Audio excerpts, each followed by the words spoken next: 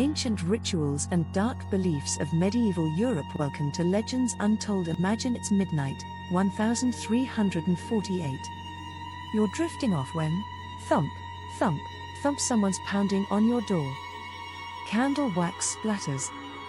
Your neighbor barges in, eyes wild, insisting your kid's fever isn't sickness at all. Nope. It's a wax doll buried under your hearth, and the only cure is to burn the thing, chant the psalms backwards, and smear hog's blood on the doorframe before sunrise. Do you trust the priest who'll show up at dawn, or the moonlit crone who's already halfway across the yard? Either way, you might not live to see tomorrow. Welcome to medieval Europe, where the church that promised eternal life also kept a torture manual on the same shelf as the Bible. Section 1. White magic the church grudgingly allowed. Step into any market square and you'll spot women selling tiny pouches of rosemary knotted with bits of the Lord's Prayer. Technically, the church calls it superstition. Unofficially, the local bishop tucks the same pouch into his sleeve to keep the plague away. The line was fuzzy. A priest can bless your field with holy water, but if you sprinkle salt yourself, heretic. The trick? If the spell came wrapped in Latin and a saint's name, it was pious. If it rhymed in the old tongue, it was sorcery adjacent. Most villagers shrugged and bought one of each, just in case the crops got moody. Section 2.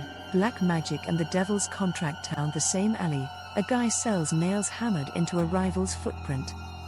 That's maleficium, real deal dark stuff that could get you hanged. By the 1200s, the church stopped shrugging at folk charms and declared every curse a signature in Satan's ledger. Enter the Malleus Maleficarum, a bestseller that claimed women were frail, lustful, and perfect for the devil's recruitment drive. One rumor about soured milk or missing manhood, and you'd be offered a red-hot iron test.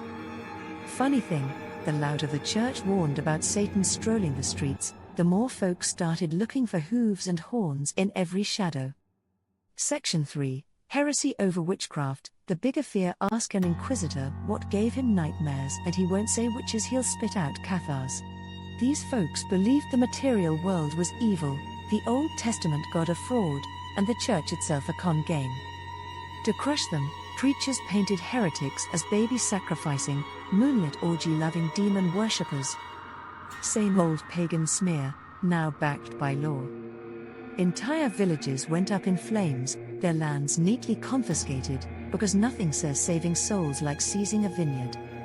Witch trials would steal the spotlight later. In the 1200s, heresy hunts were the Netflix special. Section 4. Secret survival of pagan rites. Centuries of sermons couldn't kill the scent of roast pig in February. Farmers still slaughtered a boar and offered the blood to the soil. Grandfather's grandfather had done it, and the crops didn't argue.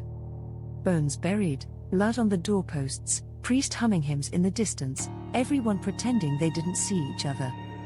Same deal at Wells and Lone Oaks, places the church called thin spots crawling with demons. Folks nodded through Sunday Mass, then tiptoed back at twilight with bowls of barley and honey for the local spirit.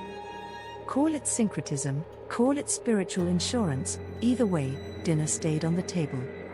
Section 5. Sex, disease, and the supernatural. When syphilis showed up, nobody blamed bacteria, they blamed loose morals and witches. Preachers raged that a man's open sores were God's own post-it note reading fornicator. Women with the same symptoms were branded devil's whores. To stay safe, people carried charms stuffed with frankincense and wolf's tooth, murmuring racy bits from the Song of Songs, because if King Solomon could praise body parts without lightning bolts, maybe the words themselves were bulletproof. The actual cure, mercury, took its sweet time killing you. Most folks kept the charm. Thanks for subscribing. If you're curious how many of these old habits sneak into your Christmas ham or Easter egg, hit subscribe. History's closer than your spice rack. See you in the next video. Next time you say bless you after a sneeze, remember, you're tossing out a medieval spell against demons. The line between prayer and superstition didn't vanish, we just moved the candle so the shadows look prettier. So which of these old rituals are still hiding in plain sight where you live? Drop a story below. After all, magic works best when it's shared.